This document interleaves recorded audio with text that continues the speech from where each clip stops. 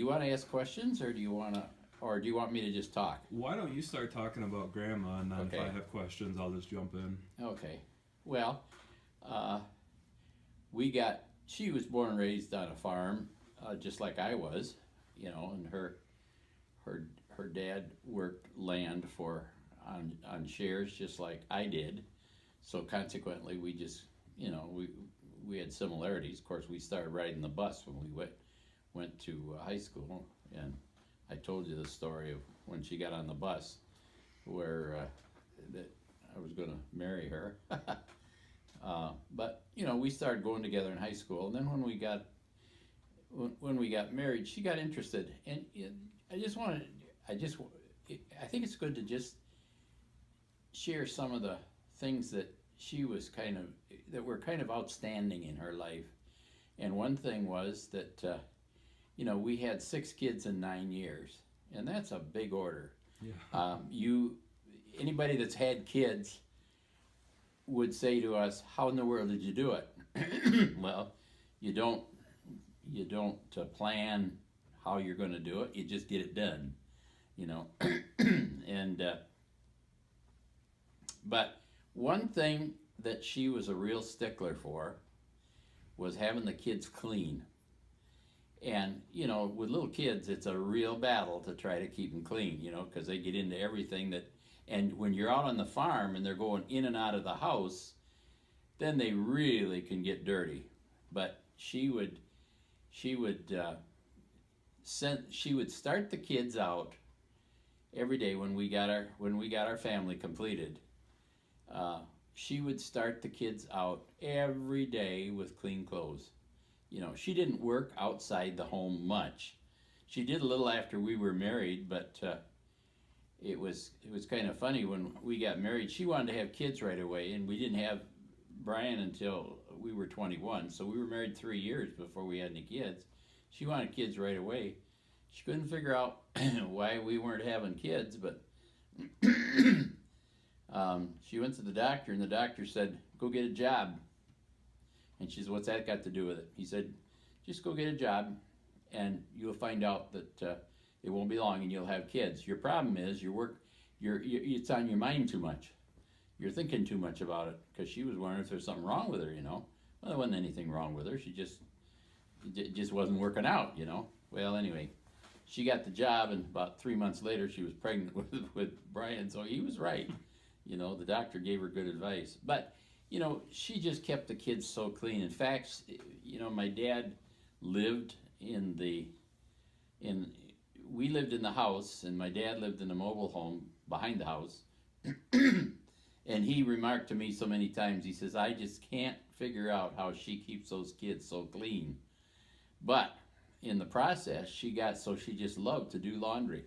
Of course, we had diapers up the kazoo, we were just doing diapers all the time because, we had 2 and 3 in diapers. Well, a couple in diapers at the same time. I don't know if we ever had 3, but there was at least 2. Well, that takes, and we didn't buy the disposables. We had the kind you fold and do them over and over. And when I'd come in from milking at night, I'd fold diapers till I was blue in the face. I thought I'd never, I thought, I wonder if the day will ever come when we get out from under having diapers. Well, it took many years, but we finally made it, and no more diapers. But she really kept those kids clean, and then to help out with the expenses, she took in kids from the neighborhood and kept them for people who worked. Of course, that's pretty common. And so we had a busy household because there were sometimes 9 and 10 and 11 kids running around there, and she had to get them all fed and all taken care of. And sometimes she was washing yet at midnight because she was doing laundry to get caught up. So she'd have clothes in the morning, and boy, I'll tell you, I said our washing machine and dryer probably had if it was compared to a car, it'd have 500,000 miles on it, because she just did that all the time. Mm-hmm. But even along with that, she taught in when when we got involved in the church, she taught in Sunday school, and she taught little kids, and she was. We had a program called CYC, which was Christian Youth Crusaders. That was what the name of it was, and she taught in that, and she was very concerned about the kids learning their Bible verses and learning their scriptures, and she really worked pretty hard at it. The other thing she did, which was really outstanding, she was on what they called the Sunshine Committee. In fact, she chaired it. In fact, she was probably it, for the most part. And if there was anybody from the church or any friend or anybody that she knew that went to the hospital, they always got flowers from the church, because she saw to it that they got flowers. And she would always send them a card. Some of them, there were times when I'd see her sitting writing a note on a card. I'd say, "What are you doing?" She's, "Oh, I got so many people that are in the hospital, or I want to send a card to, or I heard that they're in this situation and they need some encouragement." And so she would just sit and write cards and send cards, and that was just her thing. And she was so good at it. And people, many people remember her even yet for that particular way she handled that, because she was so faithful to that. They said we never go to the hospital without getting cards from her on behalf of the church, and we'd get flowers, sent to the hospital, and she always stayed right on top of that. She stayed on top of everybody's birthday. She stayed on top of all the kids' birthdays, and she was just good at it.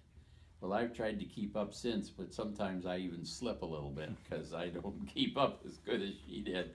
But that was just her thing, She wasn't a social.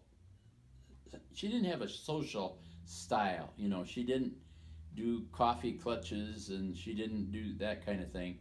But she was always writing cards and contacting people and checking on them to see how they were, and she would at Christmas time. I remember we would make. There were times when she would make cookies, and she'd make Christmas cookies at Christmas time, and there were times when she would make as many as 400 dozen cookies, and we were delivering cookies. The week before Christmas, I was delivering cookies all over to people who were shut in, or maybe she felt needed a lift, that was just her style. She was a person that was always interested in other people's problems. And she took some courses, special courses for teaching, got a certificate from the church for which she was very proud of, and she got that certificate for with a special teaching degree through the courses she took, because she was a good teacher, and a lot of the kids came to know the Lord because of her teaching. So it's something that she just did. She didn't work outside the home, but she sure worked in the home, and worked hard. And so of course, later in years when her health gave out, why she couldn't do as much, but she still kept up, sending cards and letters. And the other thing she did was, when we would go, I would make trips to Winona Lake, Indiana, where the headquarters for the Free Methodist Church was, and I'd go down there, and I would be in board meetings down there, because I headed up both the pension plan and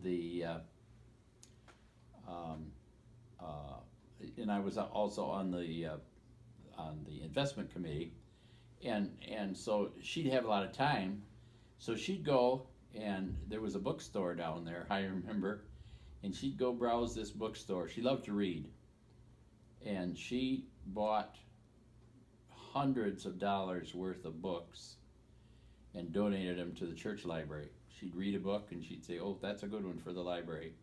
So she'd see to it that the library was equipped, and that was very important to her to have that library. So she was. If you would, the proper way to describe her would be she was a behind the scenes person. She just didn't, she wasn't out in the forefront, but she was just all the time behind the scenes. And I think that's important for people to know, that that was just something that she loved to do, and she was very cognizant of what was going on with people and always on top of it. And she would take meals to people, and on Sundays, when I don't know, in our early Christian life, she said, we're going to have somebody for Sunday dinner every week. So she would invite, we'd go to church, and then she'd pick out a family that she wanted to have and say, and maybe she'd notify them ahead of time, or maybe even ask them really on a Sunday. Sometimes they had plans, so she'd go to another family and invite them for Sunday lunch. And so we had almost every Sunday that we were in church for a long time after we were Christian. After we started, to know the Lord and started going, why we would have people on Sundays, because she'd try to plan a meal. She wasn't that crazy about cooking, but she liked to cook for a big group. She didn't care, she didn't care to cook for one or two. She wanted to cook for a whole lot. Of course, she got her wish when we had 6 kids in 9 years. When they got up to be teenagers, why we had a whole lot every meal. What was the favorite meal of yours that she made? She made she took pork tenderloin and fixed it in a mushroom sauce. And baked it in the oven, and she would add stuff to it and seasonings, and that was really good. I really liked that. And of course simple to make, and something you could do. She had to have something that you could do on Sunday morning that would be happening while she was at church. So she would plan to have food being cooked on Sunday morning. And of course, in later years, we started going out on Sunday, and so we didn't have as many people. And then, as her health deteriorated, she kind of got away from that. But that was just her thing when we first were Christian. She wanted to be hospitable and have people over. And when they'd have young people come through on like tours from the church, she always kept the kids, and she just loved to have the kids come out and stay at our house, and they'd all batch out in sleeping bags, and and she just loved that, and get their breakfast, and so she enjoyed doing that. She had an outreach temperament, to reach out to kids, and so those are things that she had some problems. We came back from our honeymoon, like I told you, and she had to go in and have her appendix out right away, and that kind of started things. She had problems along the way in her life. She had health issues, almost all the time, but she kind of overcame them, and she had terrible headaches with these migraine. She had migraine headaches and it was pretty hard on her, but she outgrew that too. She got to where she didn't have them anymore, and so it was it went away. Yeah. When she went and got a job for a couple months, what did she do? Oh, she went to Fort Atkinson and worked in I think it was a company that made light fixtures. I don't remember the name of the company, but it was in Fort, and she had to drive, and it was of course we didn't have any kids yet, so she wasn't tied down to anything. Are we okay? Yeah, okay. She wasn't tied down to anything, by a routine at home, so she could go and problem was she had just too much on her mind about not having kids. She just, just kind of got to working on her mind, doctor says the best thing for you is get your mind off it. And that's exactly what she did, and it worked. Mm-hmm. So, yeah. What were big traditions that she liked to do? You kind of mentioned birthdays and Christmas. Were there holidays that she most enjoyed? She enjoyed Thanksgiving. Thanksgiving? Yeah, we made capon, and you remember that. Mm-hmm. And she loved to do that, and she was really good at it. You know, we fixed capon on Thanksgiving quite often, and we fixed it a special way. We boiled it and then cut it up, or we cut it up and boiled it and then fried it, and it was pretty good. You can attest to that. Yeah. That went down pretty easy. Now that was a big thing for her. She loved Thanksgiving. She was ready. She count me in if it's going to be for 20, 30 people. If it's going to be for one or two, forget it. I'm not interested. That was her style of cooking. She wanted to cook she'd have done good in the boarding house, I think, or something like that, because she would have enjoyed cooking big batches. One of the big things that we did was the young people used to go to Spencer Lake up at a camp up there. It was a church camp.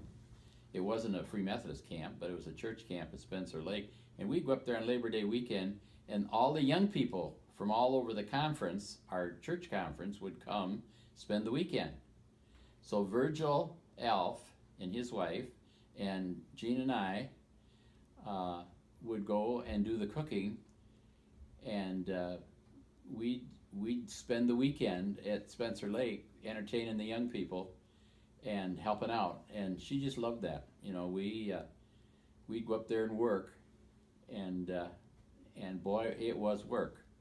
But that was, those were the traditions that she really liked to do. I'm just trying to think about other traditions. Of course, at Christmas is a big deal. Christmas was a big deal at our house. She always wanted a tree. She didn't want an artificial tree. We did have one later in years, but boy, she always wanted a real tree because she wanted the pine smell in the house. Yeah. And she always wanted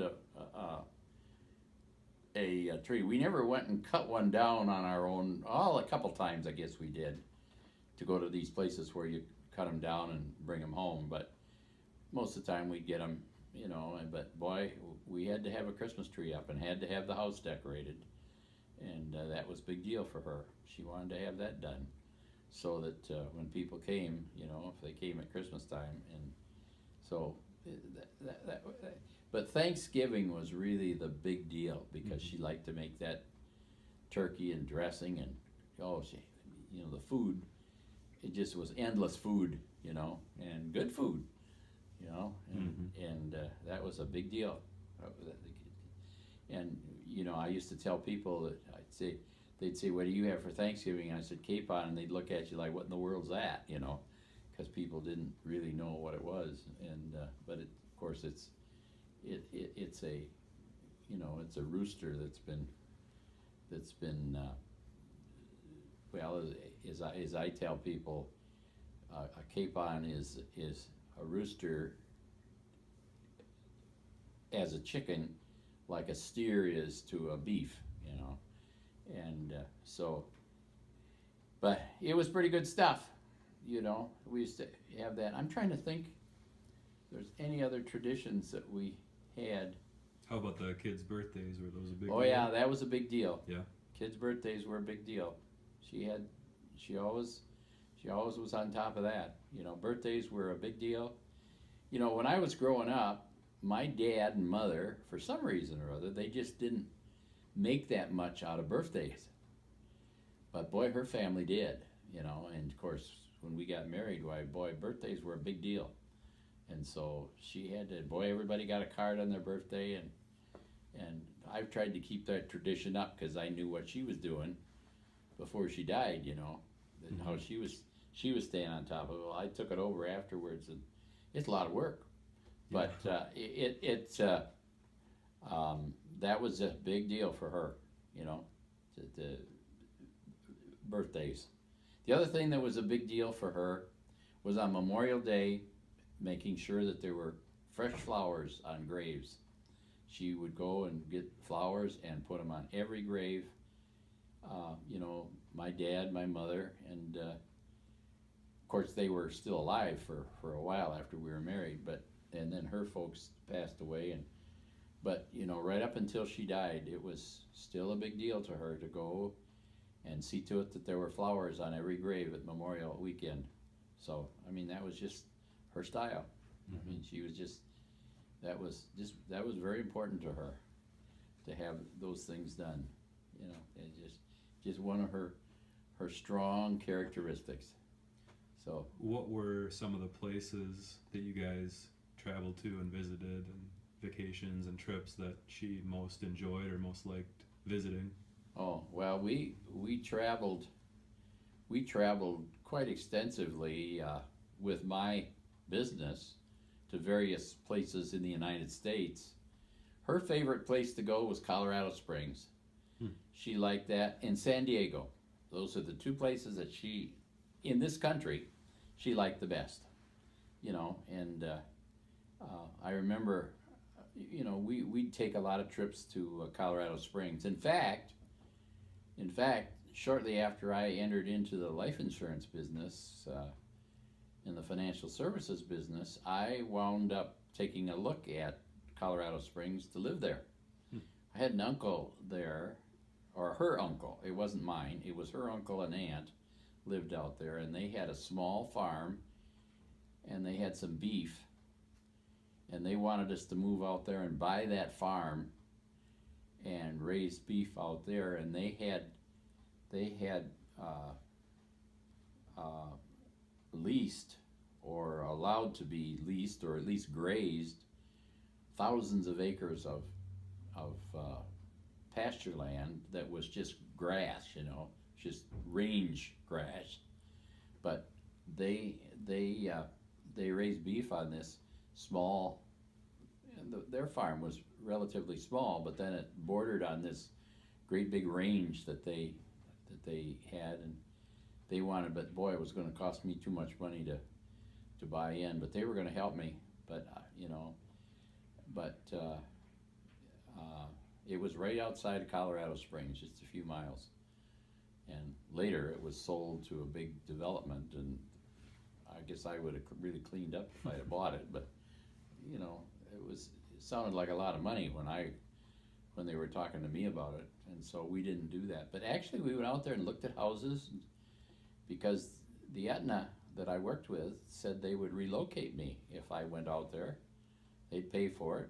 So we went out there and looked at houses. We got a real estate person and got pretty serious. So how old were you when you were doing that? Oh, that was in probably 1973, 72.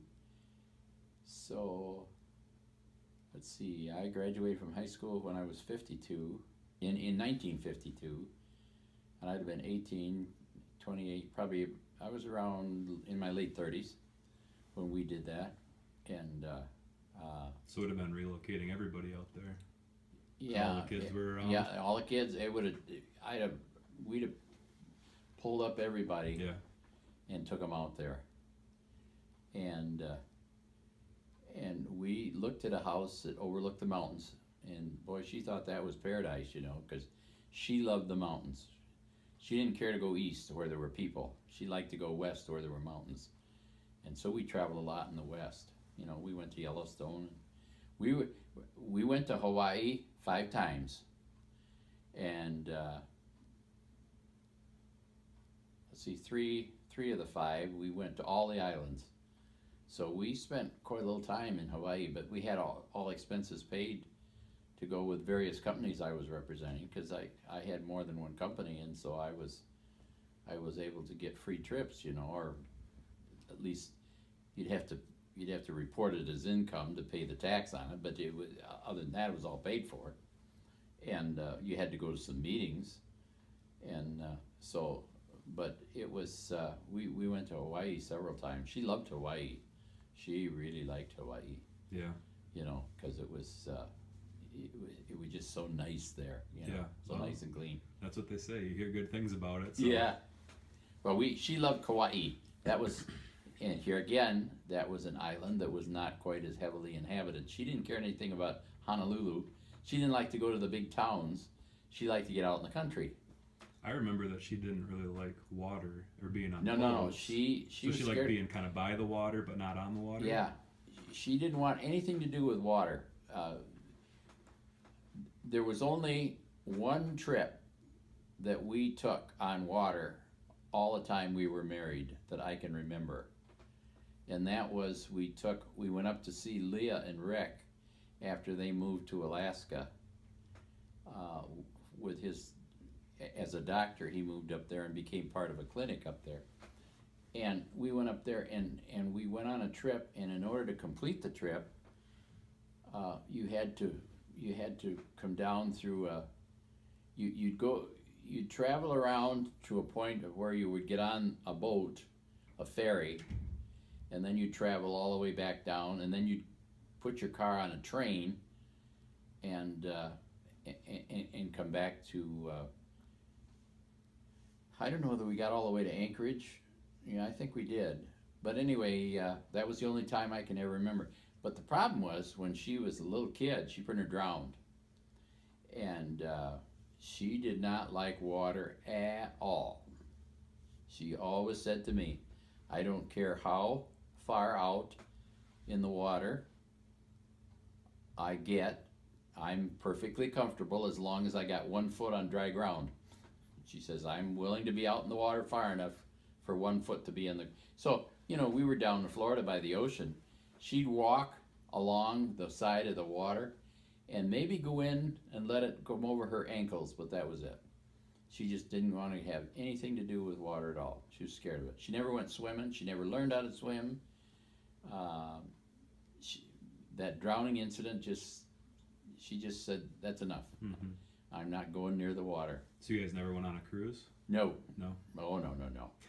No. I tried to talk her into going on a cruise, and she said, no, that's too close to water.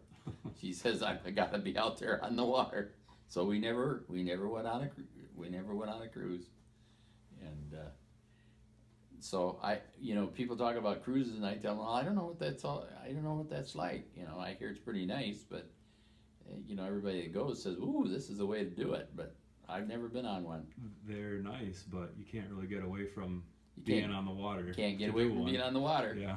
Yeah. Well, she never liked, when we were on that ferry riding down, there was land. We never got very far from shore. You could see the land real clear all the way down. It wasn't like we were out where there wasn't any water or you couldn't see any land.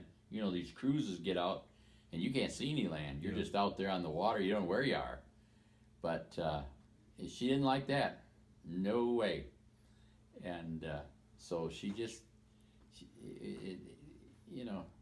when she got off that ferry, she told me, she says, if we hadn't had to come this way, because there was no road, so you had to come by ferry to get back. And when she was planning it, she says, I don't like this. When we were planning the trip, because Rick told her, you're going to have to be on water, and oh boy, that was not something she wanted to do. So did she try to do something to pass the time or not pay attention to it? No, but she just stayed away from the edge. Yeah. She stayed in the middle of the ship. It was a pretty good sized ferry, and she would just stay in. They had an inside area and an outside where you could be on the deck, and then they had an upper deck where you could go and observe and watch. And and there was sometimes you'd see fish jumping, and you'd even see whales up there. They're little, they're not big whales, but and fish. But no way, she just stay as far away from the edge of the boat as she could, to stay in the middle. And I never pressed that, because to take somebody on a cruise where they're scared of the water every minute they're on it wouldn't be very nice. Yeah. You wouldn't sleep very good, and so we just never went. We only went when we had to, and if we hadn't had to, we wouldn't have gone. So that's the way she was. When was the first time you guys rode on an airplane? Uh, uh, we were coming home from Florida because she was having an attack, and we had to fly home. I had to fly her home to the hospital from Florida. That's the first time that I rode on an airplane, first time that she rode on an airplane. When was that? It was, Jay, I think, was probably or probably 2 or 3, maybe 3, 4, maybe 3, 4 years old. So it had been he was born in 65, I think. 65, probably been about 68, 69, somewhere along in there. And we had to fly her home. So it wasn't planned, it was... No, it was a kind of an emergency thing. We taken all the kids to Florida, and her folks. We took Rex and Crete, and she and I, and we drove to Florida in our station wagon. We had the 6 kids. There were 6, 8, 10 of us riding in that 9-passenger wagon, and then all our luggage. And all our luggage was on top. Yeah. We had that all piled on top and covered with we used garbage bags to put around the luggage on top. So we'd tie garbage bags around the luggage to keep them dry if we were in rain. And then off to Florida we went. I remember we had a flat tire on the way down, and oh man, that car was so full of everything that, but we got to a station and they changed our tire for us.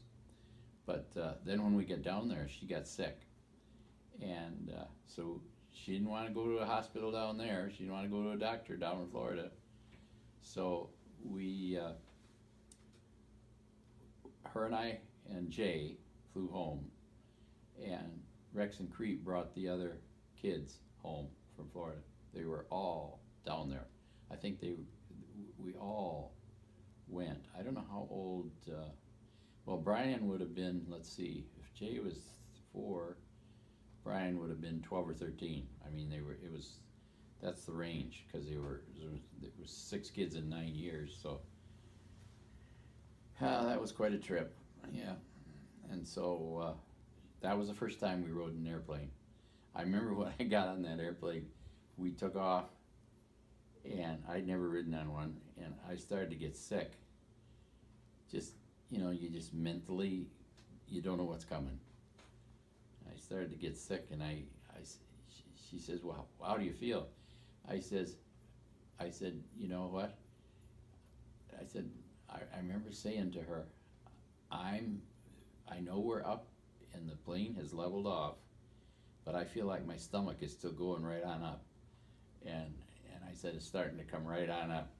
And so I had to get one of those barf bags that they have on planes, but I didn't throw up. But then we rode a lot on planes, Yeah. We went to Bermuda. We went to, let's see, where else did we go? Bermuda, Jamaica.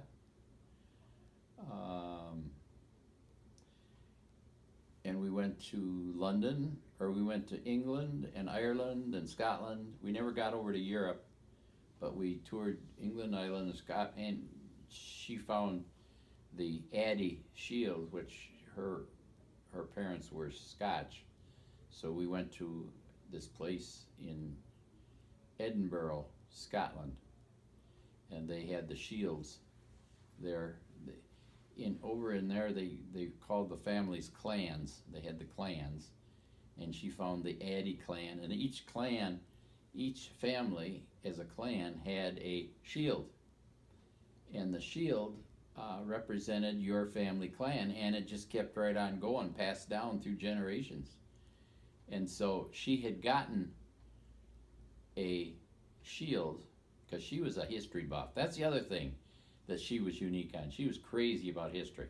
Oh man, she was in paradise when we were over in England, because we were going through all these old castles and stuff that I wasn't interested in at all, but she just loved it. And we went down and saw the crown jewels, and went through went through the,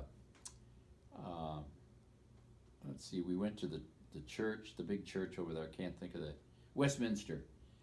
And we saw where John Wesley was born, Susan Wesley was born, you know, the founders of the Methodist Church. And we went there, and we traveled around all over London, and then we went out to the summer castle with the Queen. I forget the name of that town, but you know, all these, and then we went through a lot of old, and we slept in an old castle. They had castles over there, all over the place, you know, and boy, it was an interesting trip, but she got a lot more out of it than I did because she really was into that, you know. She liked history. She loved history. Did you go there for a vacation? We went there with the company. With the company? Yeah, it was a company trip. We didn't travel outside the United States on our own ever. It was always if it was paid for, you know, because I just didn't feel like I could spend the money to travel around the world, you know. And so we went to places where I always wanted to go to Australia, and I still would like to go, but I'll never get there. But I was always kind of interested in going to Australia and see New Zealand. We had a young guy that stayed with us for several months that was from Australia. It was an exchange student that stayed with us, and he was from New Zealand and showed us pictures of New Zealand. She had a pen pal. This is another thing she did. She had a pen pal, a Japanese guy that she got track of, and I don't know how she got track of him, but she started writing back and forth, and he started sending her gifts, and she would write back to him, and he was in some position in the government, and she wrote back, and she did that for, I don't know, 2 or 3 years. She wrote back, and he sent her all kind. In fact, I've got right over at the end here of the couch here is a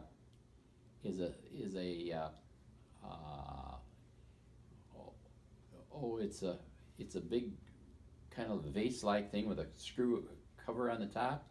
You take it off, and there's another one inside, and another one inside, and another one inside, till you get all the way down to the little bitty one at the bottom. And I don't know what you call them, but he sent that to us, and I've kept that all these years. But all of a sudden, they had a typhoon in Japan, and it hit near where he lived, and the letter stopped. And she says he got killed.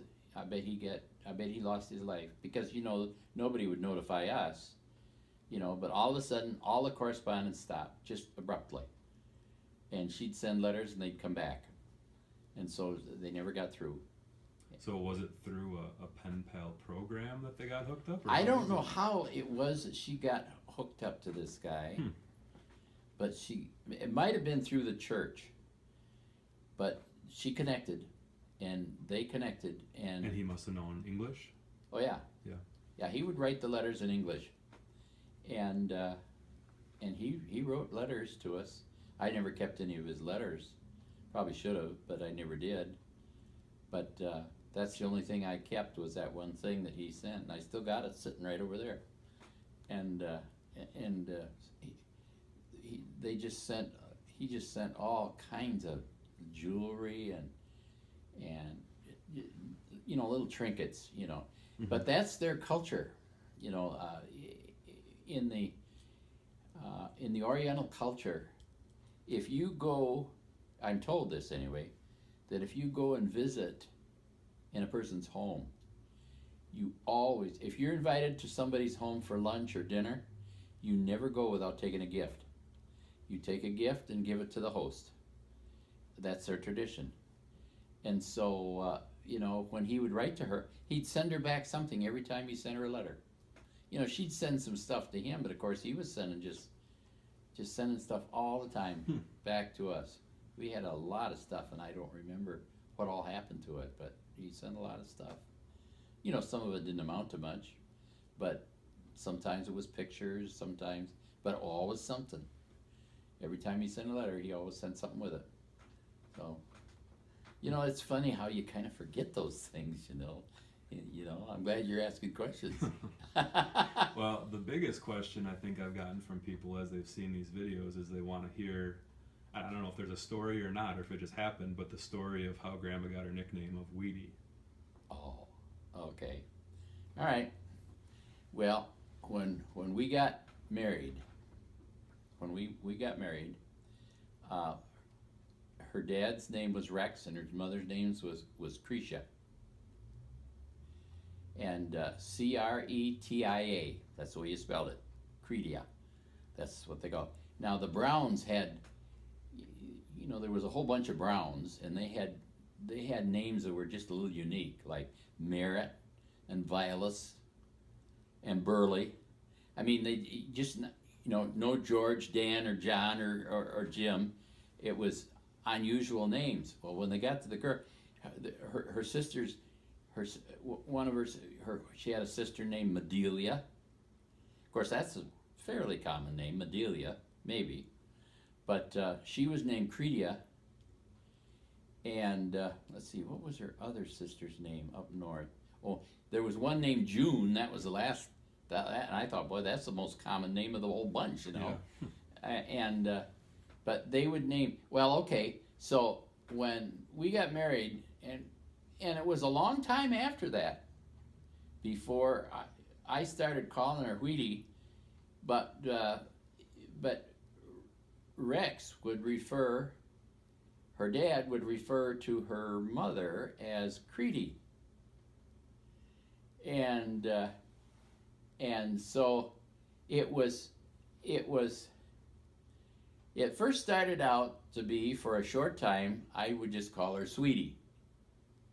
I'd just say Sweetie. But that kind of got, that, I don't know, that was kind of common, a lot of people use that. So I thought, well, I'm going to do this a little different. So I'm going to put a WH in front of it and call her Wheatie. And she got that name, and I gave her that name, and so it just became her. Mm-hmm. Now, I'm trying to think of the name that all the Browns called her. She had another nickname that they called her. What in the world was that? Oh, shoot. I can't think of it. It'll come to me. But they had, her brother was called, his nickname was Half Pint, because he was a little guy. And, but of course, her folks, her mother, always referred to her as sister, and to Larry, her brother, as brother. She would say sister, and when she'd say sister, Gene knew who she was referring to. But that went back to her bringing up in the religious Free Methodist tradition, that everybody that was a member of the church was a sister or a brother. It was brothers and sisters. You hear that still referred to occasionally, but not quite as common as it used to be. Where you hear about people being referred to sister. But I didn't want to call her sister, because she's my wife. So she got the name Wheatie, and that's how she got it. So when about did that start? Oh, that started probably back about maybe in the middle. Well, it wasn't so prevalent when the kids were growing up. Probably about 1980, 85, somewhere along in there, it started. And then, of course, my dad wanted to name me Carl, and I don't know whether I told for this purpose. Oh, yeah. Yeah. My dad, when I was born, he wanted to name me Carl. And so my mother wanted Robert. And my uncle, who was a pastor, was named Walter, and she wanted Robert Walter. And that's what my name is. And my dad, he wanted to call me Carl. He says, I don't care if it's Robert, but it's going to be in the middle. It's going to be Carl Robert. And so for years, my dad referred to me as Carl. I mean, he would, I was Carl as far as he was concerned. My mother was always Robert, but my dad, it was Carl. Well, I made the mistake of telling the boys that. And the minute I told the other boy, I told the family that once, and I don't remember when it was, but it was quite a few years ago, good many years ago. It was the end of it. No longer was I Dad, I was Carl from there on out. So did those nicknames extend beyond the family at all? I mean, did anyone call you Carl or her Wheatie? Yeah, well,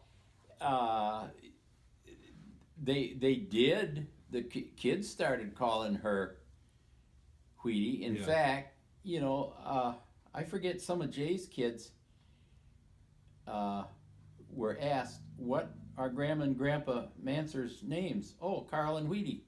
And, it was just, that was it. Yeah.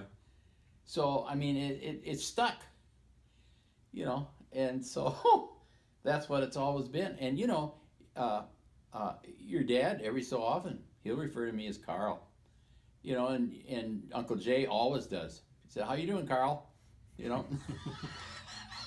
To this day, it's just stuck. So if you ran into somebody out and about or at church or something, would they use either of those nicknames? Or no, it was just they family. wouldn't know the story. Yeah. But it was really funny how those nicknames stuck. And so that's what it's been. It's been Carl and Wheatie all these years. And I started, so when we and her dad, her father, started calling her Wheatie too. Yeah. He started using that. Her mother never did, but her dad did. Her mother always say Jean Ellen. That was her middle name. Her middle name was Ellen. And I don't know where she got that, but it was Ellen. So it was Jean Ellen. It was never Jean. It was Jean Ellen. Always her mother. That was how she referred to her. She'd say, "Well, if she called on the phone, is Jean Ellen there?" I mean, she'd always use that middle name with the first name.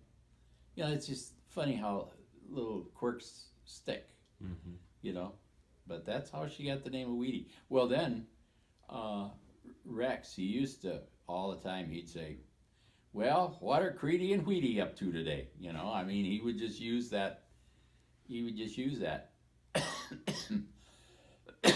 So that stuck. So now it's on record. Yep. Now we got it forever. We got it forever. Yep. It's forever engraved in stone.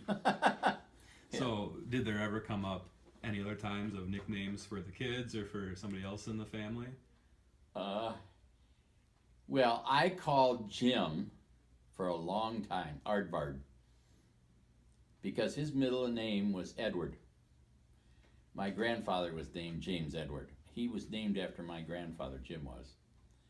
And so James Edward Mansur, J.E. Mansur.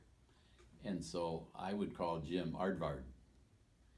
And I always called Dave, and trying to think, I don't think I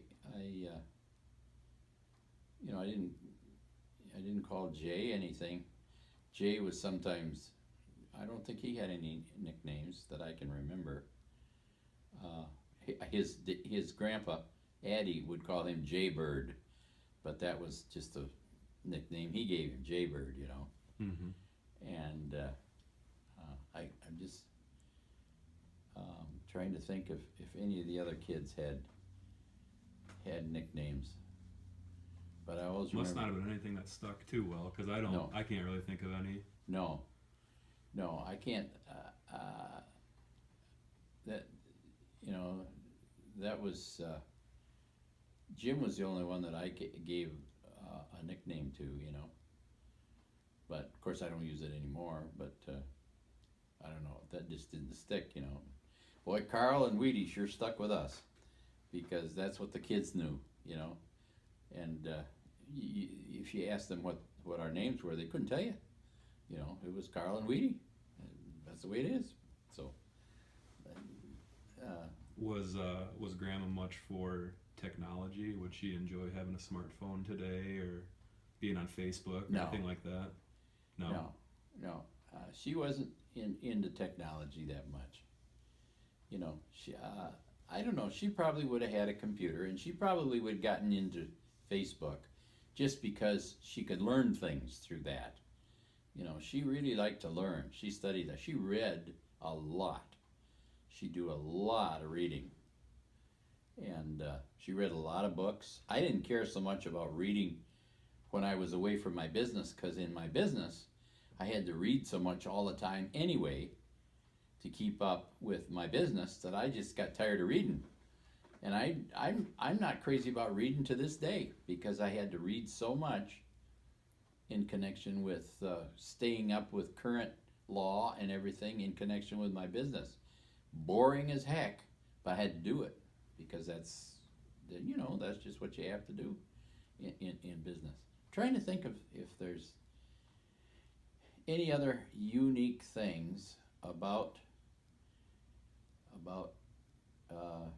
Wheatie. Was there ever anything that she did that seemed really out of character? Like you're saying, she wasn't a big social person or didn't want to be in large groups. Was there ever anything she did that kind of caught you off guard where she did do something like that? Yeah, she would get involved in some of the social activities at the church. Just let me take a look at this quick. Can you shut that off? Yep. Hello? I'm doing okay. John's here and we're recording.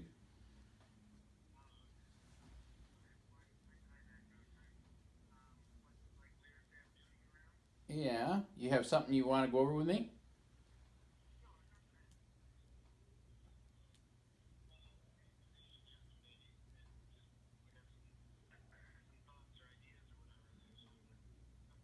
Yeah, okay. Well, why don't you call me in about a half hour? Because I think he's about out of time. Because usually you can go for about an hour, and that's all about how long we've been going. So, yeah, well, that's fine. Whatever. Yeah, I'll be around. All right, bye-bye.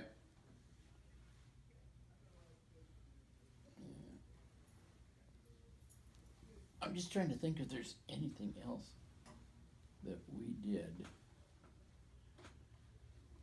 that would be unique. Well, she got involved, like I said, in things at church, where she would take charge of, you know, if there was going to be a big gathering at the church, like, oh, they sometimes would have, young people come in, or a bigger group come in to do some particular activity at the church where it was going to be, where there were going to be a lot of, maybe have to be some meals provided or things like that. Mm-hmm. She'd get right in the thick of that. She'd get right in the throes of that. I mean, she was right in the middle of that. You know, anything mechanical, she would be great. She didn't like to be up in front speaking. She didn't like public speaking at all. You know, she didn't like to get in front of a crowd and speak, but a lot of people don't. Yeah. Did she ever have to do that? Did she have to give a toast at a wedding or do anything like that? And Well, I'm trying to think if she. I can't recall where she. The only thing I can recall is that she used to bring her Sunday school group up, and she would. She had a unique way of. She had a unique way of teaching kids Bible verses. And it was so unique, I thought. And what she would do is she would create like a baseball game, and she'd bring people to bat, and she'd give them a verse. And if they got the verse right, they went to first base. And then the next person would come to bat. And so if that person got their verse right, then the person on first base would have to do a different verse to get to second base. And she'd have them kids going around the bases and getting home runs or getting runs. And if she could give them a whole group of verses, if they could do like 4 or 5 verses right, that was a home run. And she taught them Bible verses that way. And those kids just took to that like you can't believe. And the competitiveness. And I will never forget how she just had those kids learning those verses so thoroughly, because she would move them around the bases according to, and then they'd have prizes. You know, whoever got the most runs would get a prize or two. And those kids really knew their Bible. She was teaching them, and they study and they learn because she gave them incentive and made a game out of it. And it really went over big. And they really liked it. You know, I remember that. The people at the church just marveled at how many verses those kids would learn, because she'd have them going around the bases, you know. And she just set it up so they'd go from one base to another. She'd set it right up in the church, and they'd move around. She'd maybe go up on the platform and have first, second, and third, and home. And it was unique, but it really was effective. And she just had unique. She had tremendous skill in planning unique things that people could do. You know, it's just hard for me to remember all of them or any of them, but you know, there were things that she could just, I remember she just would have people do. She'd have games that she'd create that were connected to Bible verses, and